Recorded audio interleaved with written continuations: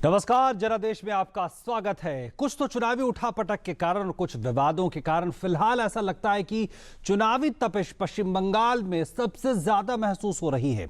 आज खबर भी आई कि चुनाव आयोग ने ममता बनर्जी को एक मामले में कारण बताओ नोटिस जारी किया है। वही बंगाल में पिछले चरणों में हुई चुनाव हिंसा ने चुनाव आयोग को फौरी तौर पर कदम उठाने के लिए मजबूर कर दिया और आज एक महत्वपूर्ण बैठक भी कोलकाता में हुई। क्या निकला इस बैठक से जानेंगे कि पश्चिम बंगाल में दूसरे चरण के चुनावी बिसात क्या कहती है। हमारी खास नजर होगी मालदा पर भी। मैं हूं ओम प्रकाश दास और शुरुआत चुनावी सुर्खियों के साथ।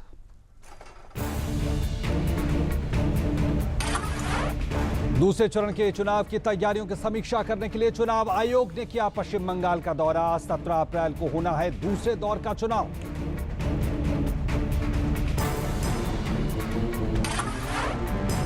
पश्चिम बंगाल विधानसभा चुनाव में दूसरे दौर की 56 सीटों पर होने वाले चुनाव के लिए प्रचार खत्म होने में कुछ ही घंटे बाकी। ममता बनर्जी को चुनाव आयोग का कारण बताओ नोटिस जारी। ममता पर आसनसोल में चुनाव आचार संहिता का उल्लंघन करने का है आरोप। नोटिस पर भड़की ममता, कहा जनता देगी जवाब। तमिलनाडु विधानसभा के लिए पीएमके ने जारी की 72 उम्मीदवारों की सूची। पार्टी ने पूर्व केंद्रीय मंत्री एनटी षणमुगम को वेल्लोर जिले के कटपड़ी से चुनाव मैदान में उतारा।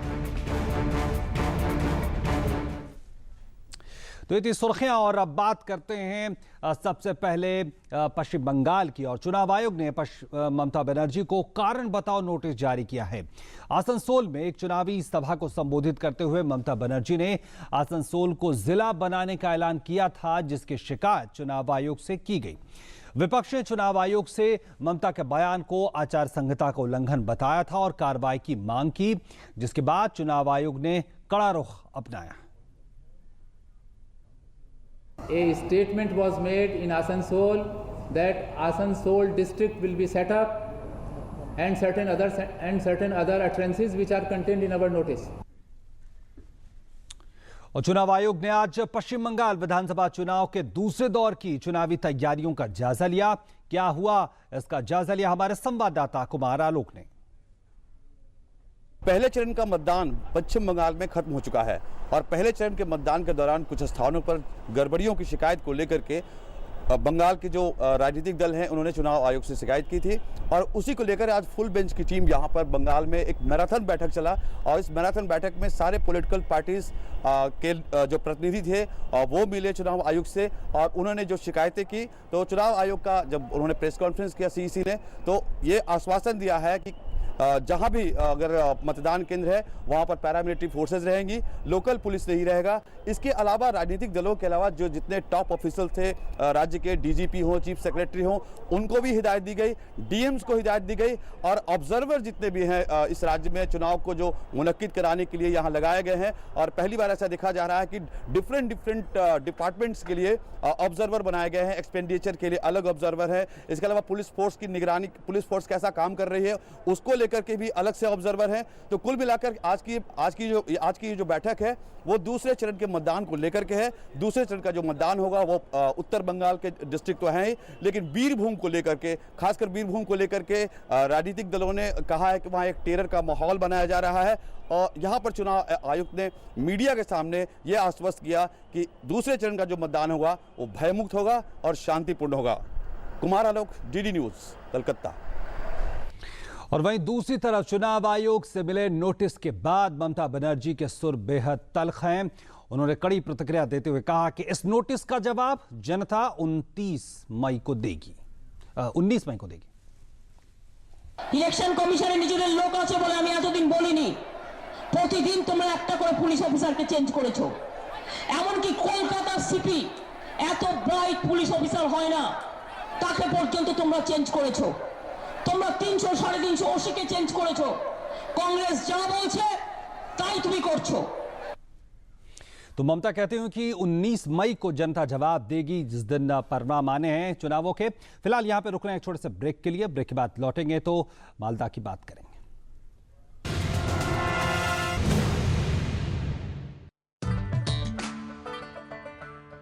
खुशियों से जेबें भरने की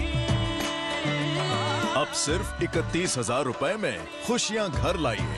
बजाज सिटी 100, खुशियों का जैकपॉट। सूखा हो या बेमौसम की बरखा हो, कीड़ा लगे खेत में या दुविधा हो, बहुत ही कम प्रीमियम पे पूरी हो भरपाई, फसल बीमित रहे कटाई के बाद भी भाई। हाँ, ऋणी या अऋणी अब हर किसान लाभ उठाए। एक मौसम एक दर है, सब किसान बीमा कराए। प्रधानमंत्री फसल बीमा योजना से हर किसान मुस्काए। कृषि और किसान कल्याण मंत्रालय द्वारा किसान हित में जारी। अरे देखना कितना मजेदार वीडियो है। हमें रहने दे, ऐसा मजा ना सजा भी बन सकता है। संभल कर चलने की आदत ही भली। तू और तेरी आदत।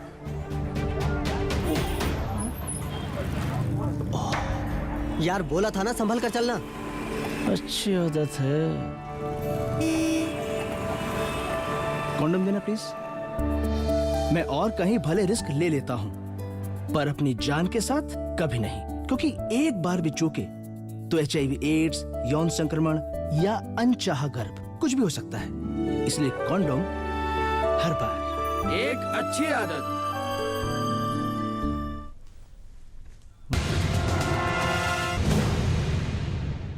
अब ब्रेक के बाद एक बार फिर से आपका स्वागत और सीधे रुख करेंगे अपने संवाददाता कुमार आलोक का, जो कोलकाता में मौजूद हैं। आलोक, छोटा सा जवाब आपसे चाहेंगे। तमाम शिकायतों के बीच में एक शिकायत ये भी थी कि जो निगरानी तंत्र है, खासकर जिसमें ऑब्जर्वर भी शामिल है, वहां कहीं ना कहीं चूक हुई है पिछले 2 दिन जो चुनाव हुए हैं। जी, अगर पहले चरण के 2 खंड के जो चुनाव हुए हैं उसमें देखा जाए तो गड़बड़ी हुई थी, जो आयोग ने भी माना है, लेकिन उन्होंने कहा कि बहुत कहीं कहीं जो गड़बड़ियां हुई थी उसको चिन्हित किया गया है और अगले चरण में उसकी पुनरावृत्ति ना हो इसके लिए सारे खास इंतजाम कर लिए गए हैं। और उसी को लेकर के आज इतना बहुत लंबी बैठक चली थी और एक एक पहलुओं को लेकर के मुख्य चुनाव आयुक्त की जो एक फुल बेंच की टीम इसीलिए आई थी कि 2000 से ऊपर की शिकायतें चुनाव आयोग के पास गई थी और फुल बेंच की टीम ने पूरे प्रशासन के साथ, पूरे पॉलिटिकल पार्टी के साथ विचार विमर्श करके ये आश्वस्त किया मीडिया के सामने पूरी जनता को, बंगाल की जनता को, कि आने वाला जो दूसरे चरण का जो चुनाव होगा वो भयमुक्त होगा। जी बिल्कुल आलोक, निश्चित तौर पर समय की हमारे पास कभी है।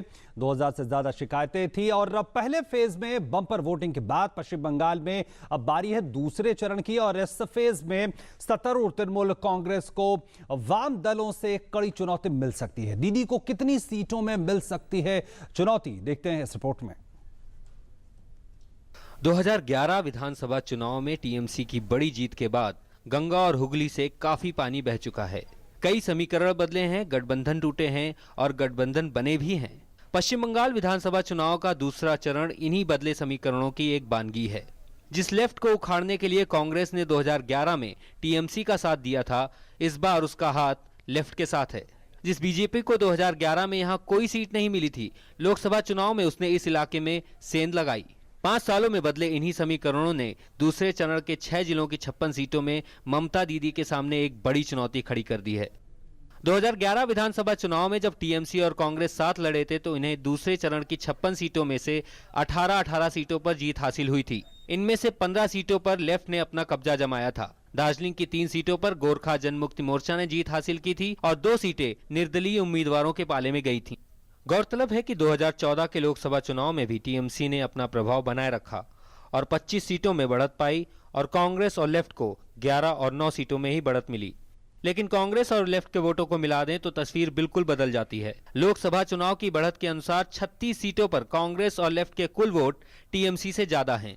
इन 36 में से 7 सीटों में टीएमसी को इन दोनों पार्टियों से बढ़त मिली थी। इन आंकड़ों से साफ है कि अगर ये ट्रेंड इस चुनाव में भी जारी रहा तो कांग्रेस और लेफ्ट का ये गठबंधन टीएमसी को भारी नुकसान पहुंचा सकता है। इस चरण में भाजपा भी एक चैलेंजर बन सकती है। 2014 में भाजपा ने पश्चिम बंगाल में 2 सीटें जीती थी, जिनमें से एक यहां की दार्जिलिंग सीट थी, जहां 2011 में 3 सीटों पर जीत पाई गोरखा जनमुक्ति मोर्चा ने भाजपा का समर्थन किया था। यहां लोकसभा चुनाव में बढ़त के अनुसार भाजपा 11 सीटें जीतती दिख रही है और 4 सीटों में सबसे ज्यादा वोट पाई पार्टी के बहुत करीब है। इनमें से 2 सीटें ऐसी भी हैं जहां कांग्रेस और लेफ्ट के कुल वोट भाजपा से आगे निकल रहे हैं। लेकिन भाजपा अगर लोकसभा चुनाव का प्रदर्शन यहां दोहराती है तो 56 में से लगभग 15 सीटों में भाजपा मुकाबले को त्रिकोणीय बना देगी। प्रथम द्विवेदी, टीडी न्यूज। तो सवाल ये है कि अगर त्रिकोणीय मुकाबला बनता है तो ऊंट किस करवट बैठेगा। फिलहाल रुकते हैं एक छोटे से ब्रेक के लिए। प्रधानमंत्री ग्राम सड़क योजना ने हम गांव वालों के लिए तरक्की के रास्ते खोल दिए। सड़क के गड्ढों की फोटो खींच रहे हो? कोई खास बात है क्या? अरे काका, मेरे मोबाइल फोन में मेरी सड़क ऐप है, जिससे प्रधानमंत्री ग्राम सड़क से जुड़ी कोई भी जानकारी सरकार तक भेजी जा सकती है। सड़क से जुड़े सुझाव या शिकायत पर सरकार वाजिब कार्यवाही करती है। प्रधानमंत्री ग्राम सड़क से जुड़ी कोई भी बात, मेरी सड़क एंड्रॉइड ऐप अब हर पल मेरे साथ। सुनो सुनो किसान भाइयों, सुनो सुनो, सुनो सुनो किसान भाइयों, सुनो सुनो, सुनो सुनो किसान भाइयों, ध्यान लगाकर बात सुनो। नीम कोटेड यूरिया आया, खेती में नई क्रांति लाया। इससे यूरिया की क्षमता और बढ़े, नाइट्रोजन जमीन को बेहतर मिले, नीम के गुणों से कीटाणु मरे, पानी को दूषित ना करे। तो भाइयों, नीम कोटेड यूरिया से हो मेहनत सफल, बेहतर हो खेत, पानी और फसल। कृषि और किसान कल्याण मंत्रालय द्वारा किसान हित में जारी।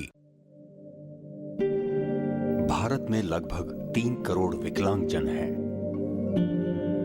किंतु हमारे सरकारी भवन, अस्पताल, विद्यालय विकलांगजनों के लिए सुगम्य नहीं है। यही हाल हमारे रेलवे स्टेशन, बस स्टॉप, बसों तथा रेलगाड़ियों का है। हमारी वेबसाइट्स यदि W3C सुगम्यता मापदंडों को पूरा नहीं करती तो वे दृष्टिबाधित और श्रवण बाधित व्यक्तियों के लिए पूरी तरह उपयोगी नहीं है। आइए हम बाधा रहित वातावरण का निर्माण करें। सुगम्य भारत अभियान। देश का प्रत्येक विकलांगजन अन्य सामान्य व्यक्तियों के समान स्वावलंबी होकर सम्मान और गरिमा के साथ जीवन यापन करे।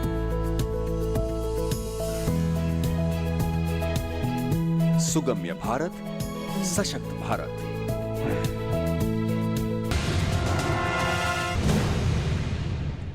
और जनादेश में एक बार फिर से आपका स्वागत। मालदा की बात करते हैं। मालदा के कलियाचक में हुई हिंसा में हालात काफी खराब थे, लेकिन तब से अब में कितना फर्क आया है। इस बार यहां का वोटर क्या सोचता है, किस पार्टी की कितनी लहर है और लोगों की क्या राय है, इसका जायजा लिया हमारे संवाददाता अश्विनी मिश्र ने। मालदा का ये वही कलियाचक पुलिस स्टेशन है जिसको जनवरी में उन्मादी भीड़ ने आग के हवाले कर दिया था। दर्जनों सरकारी वाहन फूंक दिए थे और पूरे थाने को आग के हवाले करके इस इलाके में ऐसी सांप्रदायिकता के जहर को घोल दिया जो कि आज चुनावी मौसम में काफ़ी कुछ असर दिखा रहा है। अभी भी अगर हम देखें तो यहाँ पर कुछ जले हुए निशान आपको साफ दिखेंगे, टूटे हुए अवशेष दिखेंगे, जली हुई साइकिलें दिखेंगी। तो ऐसे में आइए देखते हैं कि इस चुनावी मौसम में इस सांप्रदायिकता का कितना रंग घुला है इन फिजाओं में। थोड़ी बहुत यहाँ पे तनाव हुआ था, उसको लेके कोई लोगों के दिमाग में कुछ है डर या डर तो नहीं है, सभी नॉर्मल हो गया, पहले जैसे ही हो गया, अभी कोई कुछ दिक्कत नहीं है। ठीक है। एक्चुअली हम लोग चाहते हैं शांति श्रृंखला से चुनाव अच्छा से पार हो, यही चाहते हैं।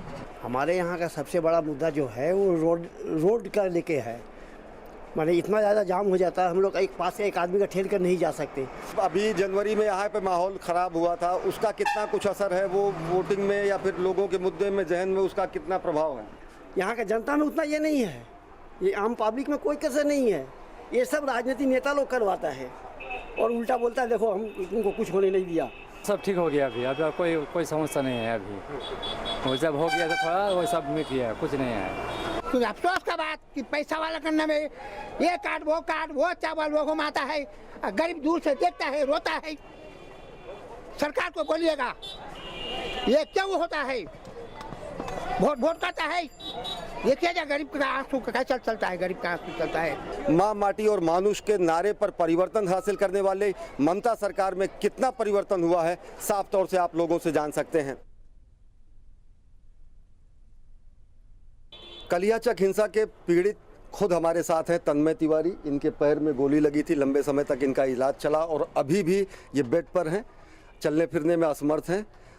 आप ये बताएं, जब पैर में आपके गोली लगी, इलाज हुआ, इस इलाज के लिए कोई सरकारी इमदाद या कोई मदद या किसी तरीके की कैसे इलाज हुआ आपका?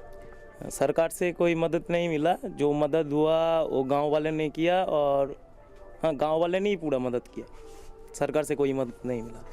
सभी राजनीतिक दलों के झंडे इस घर पर लगे हैं, लेकिन किसी भी राजनीतिक दल का नेता इस घायल का हालचाल पूछने नहीं आया। ये कलियाचक के सांप्रदायिक हिंसा के चश्मदीद हैं। ये खुद घायल हुए थे, इन्हें गोली लगी थी। मालदा का आम बेहद मशहूर है, लेकिन यहाँ की फिजाओं में कलियाचक की घटना की सांप्रदायिक हिंसा की खटास साफ तौर से समझी जा सकती है। देखना ये होगा कि विधानसभा चुनाव में मालदा की राजनीतिक गतिविधियाँ किसके मुंह मीठे करती हैं और किसके दांत खट्टे करती हैं। कैमरा पर्सन एन लक्ष्मीकांत के साथ अश्विनी कुमार मिश्र, डीडी न्यूज़, कलियाचक, मालदा। और सीधे हम रुख करते हैं मालदा का, जहां हमारे संवाददाता अश्विनी मिश्र। अश्विनी, छोटा सा जवाब चाहेंगे कि जिस तरह से जो आपकी रिपोर्ट हमने देखी, आपको लगता है कि जो एक प्रशासनिक फेलियर रहा था, अब क्या वो राजनीतिक मुद्दा बनता दिख रहा है या नहीं? जिस तरह से आपकी रिपोर्ट बताती है कि फिलहाल शायद उसका असर बहुत ज्यादा नहीं है। ओम प्रकाश, अगर देखें तो इस क्षेत्र में जहां पर मैं खड़ा हूं, तकरीबन 6 किलोमीटर दूर कलियाचक का वो इलाका है जहां पर जनवरी में सांप्रदायिक तनाव हुआ था। बावजूद इसके ये जो मालदा क्षेत्र है, मालदा क्षेत्र पर परंपरागत तरीके से कांग्रेस का प्रभाव रहा है और ए गनी खान चौधरी की ये पारिवारिक और विरासत वाली सीट रही है। लेकिन इस क्षेत्र से अलग, शुजापुर क्षेत्र से जहाँ से उन्होंने अपनी राजनीतिक पारी की शुरुआत की थी, इससे अलग आसपास के जो अन्य विधानसभा क्षेत्र हैं, जैसे वैष्णव नगर क्षेत्र हैं, अन्य मालदा के आसपास के क्षेत्र हैं, उनमें एक निश्चित तौर से कहीं ना कहीं ध्रुवीकरण हुआ है और उसका साफ तौर से असर भी दिखता है। बावजूद इसके अभी यहाँ पर स्थितियां सामान्य हैं, किसी तरीके की कोई तनाव की स्थिति नहीं है, लेकिन एक खटास जिसकी बात करते हैं, बिल्कुल अश्विनी, आपको हमें यहीं पर रोकना पड़ेगा। एक निश्चित तौर पर शायद एक खटास कहीं ना कहीं बाकी है और देखना होगा परिणामों पे क्या असर पड़ता है। फिलहाल आगे बढ़ेंगे और नजर डालेंगे दिन भर की बड़ी बड़ी 10 चुनावी खबरों पर। भाजपा नेता शाहनवाज हुसैन ने मालदा में एक चुनावी जनसभा में कांग्रेस सीपीएम गठजोड़ पर जमकर निशाना साधा। उन्होंने कहा कि चुनाव में जनता दोनों दलों को सबक सिखाएगी। मुख्यमंत्री ममता बनर्जी ने विरोधी दलों पर उनके खिलाफ राजनीतिक प्रतिशोध की भावना से काम करने का आरोप लगाया है। वीरभूमि जिले में एक चुनावी रैली को संबोधित करते हुए ममता ने कहा कि चुनाव में जनता विरोधियों को मुंहतोड़ जवाब देगी। वहीं दूसरी ओर चुनाव आयोग ने आसनसोल रैली को लेकर ममता बनर्जी के खिलाफ शो कॉज नोटिस जारी किया है। ममता पर आरोप है कि उन्होंने आसनसोल रैली के दौरान आचार संहिता का उल्लंघन किया था। पश्चिम बंगाल दौरे पर आए चुनाव आयोग के एक दल ने कोलकाता में वरिष्ठ अधिकारियों के साथ मुलाकात की। चुनाव तैयारियों की समीक्षा। दूसरे चरण में रविवार को 56 विधानसभा सीटों पर मतदान होगा। तमिलनाडु में विपक्षी दल डीएमके 173 सीटों पर चुनाव लड़ेगी और पार्टी ने इसके लिए उम्मीदवारों की सूची भी जारी कर दी है। डीएमके ने हाई प्रोफाइल आरके नगर विधानसभा क्षेत्र से शिमला मुथु चौहान को चुनाव मैदान में उतारा है, जहां से राज्य की मुख्यमंत्री जयललिता चुनाव लड़ रही हैं। वहीं पीएमके ने भी 72 उम्मीदवारों की दूसरी सूची जारी कर दी है। पार्टी ने पूर्व केंद्रीय मंत्री एवं राज्य इकाई के उपाध्यक्ष टीएन शशणमुंगम को वलोर जिले के कटपड़ी से चुनाव मैदान में उतारा है। सीपीआई एमएल पुडुचेरी में 16 मई को होने वाले विधानसभा चुनाव में 4 सीटों पर चुनाव लड़ेगी। पार्टी एम्बालोम, मंगलम और मुदालियारपेट तथा कराईकल क्षेत्र में नेरावी तिरुप्पिनिम में चुनाव लड़ेगी। कोलकाता में 30 अप्रैल को होने वाले मतदान के दौरान दक्षिणी कोलकाता के एक मतदान केंद्र की कमान ट्रांसजेंडर के हाथों में होगी। इस मतदान केंद्र पर ट्रांसजेंडर को मतदान कर्मी के तौर पर नियुक्त किया जाएगा। पुडुचेरी में 100% मतदान के लक्ष्य को हासिल करने के लिए चुनाव आयोग ने चुनावी गीत लॉन्च किया है। गैल्वेनाइजिंग पुडुचेरी नाम से लॉन्च किए गए इस गीत में मतदाताओं को ज्यादा से ज्यादा संख्या में मतदान केंद्रों तक पहुंचने की अपील की गई है। तमिल मदिना कांग्रेस के उपाध्यक्ष और पार्टी महासचिव विश्वनाथन टीएमसी छोड़कर कांग्रेस में शामिल हो गए हैं। शिवनाथन पार्टी के पीडब्ल्यूएफ डीएमडी के गठजोड़ में शामिल होने से नाराज चल रहे थे। तो ये थी चुनाव की से जुड़ी हुई 10 बड़ी खबरें। फिलहाल जनादेश में आज इतना ही। कल फिर मुलाकात होगी। नमस्कार।